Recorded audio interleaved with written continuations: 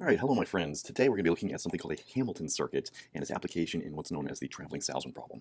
Now, previously, if you've watched anything else, we've been looking at Euler circuits. Euler circuits are all about crossing the edges, all the edges in a graph. So we're looking at Euler circuits, crossed every single edge in a graph and return back to the beginning.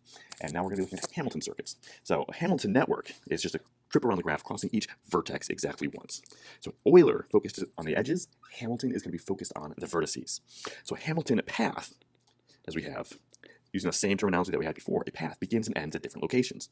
A Hamilton circuit is going to begin and end at the same location, but it crosses each vertex exactly once.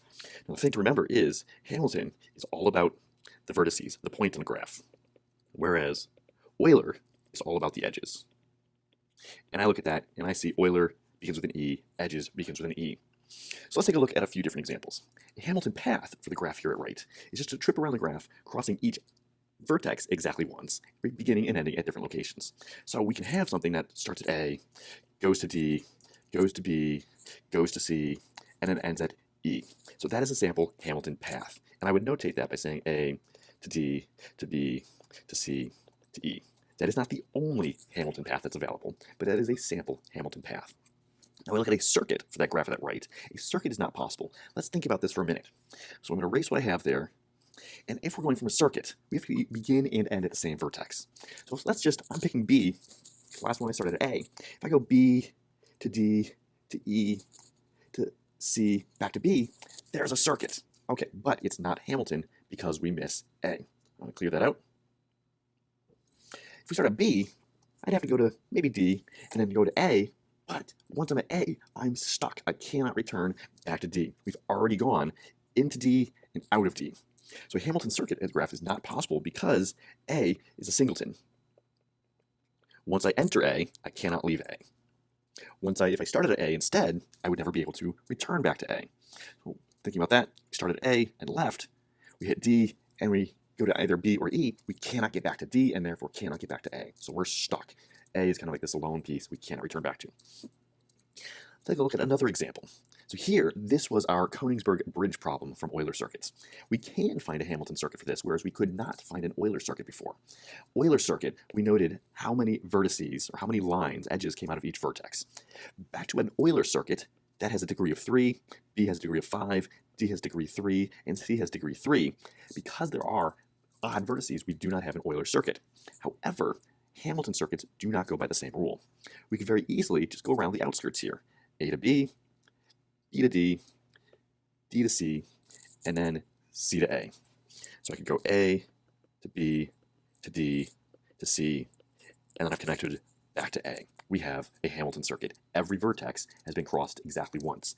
Every vertex has one out and one in. There are 2 lines attached to each vertex, and that's it.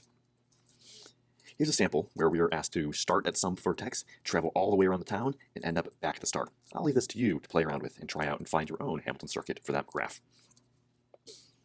Now, an application of Hamilton circuits is known as the traveling salesman problem. Now, William Rowan Hamilton is an Irish mathematician. He's the one that came up with quaternions, essentially 4-dimensional imaginary numbers.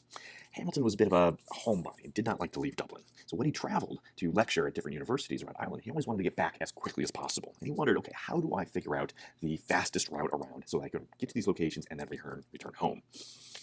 So let's take an example. And a traveler starts off in their hometown of Philadelphia. I've got that with the star down on my map. This person needs to travel to New York, Cleveland, Pittsburgh, and then return back home. So how many different ways could we do this? We could go Philadelphia to New York to Cleveland, Cleveland to Pittsburgh, and back to Philadelphia. There's one such route that we could take.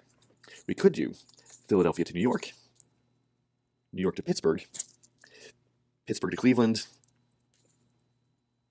and then back to Philadelphia. There's a second such possible avenue. Or, we get one more color here, we could go from Philadelphia all the way to Pittsburgh, up to New York, to Cleveland, and back to Philadelphia. And if you look at those overlapping lines in there, there are 3 different possible circuits that we can make. And thinking about this mathematically, I'm going to clear things out here. From Philly, there are 3 options. We could go to New York, Pittsburgh, or Cleveland. Once we pick one of those, say New York, we would then either go to Pittsburgh or Cleveland. Now, if we went to Pittsburgh, we could go either to New York or Cleveland. There's two options there. Now, if we go to New York to Pittsburgh, we have to go to Cleveland. There's only one option. If instead we go to New York to Cleveland, we have to go to Pittsburgh. There's only one option there. So there are three options, then there are two options, then there is one option. So using our combinatorics, that gives us 6 total ways that we could traverse this map. However, if we go Philadelphia to New York, to Pittsburgh, to Cleveland, back to Philadelphia, that is exactly the same as if we go Philadelphia to Cleveland, to Pittsburgh, to New York, back to Philadelphia. There's this symmetry. If I go around the track one way, it's the same thing as if I go around, oops, that's still the same way. Track, how do I do that? The other direction. You end up doing the same circuit. So we divide that number by 2, giving us a total of 3 different possibilities. If there are 5 different locations, now notice there were 4 locations here, we had 3 different outcomes. If there were 5 possibilities, we'd end up with 12 different possible arrangements. If we had 6, well, it's going to keep on growing. There's 60. All right, let's take an example here. Let's actually find the different ways. We mentioned we can go Philadelphia to Pittsburgh, to Cleveland, to New York, back to Philly. That is represented, I'm going to use my yellow highlighter, from Philadelphia to Pittsburgh, to Cleveland, to New York, back to Philly. We could do Philadelphia to Pittsburgh, to New York, to Cleveland, back to Philly. I'm going to use my green highlighter here. That's Philly to Pittsburgh, to New York, to Cleveland, back to Philly.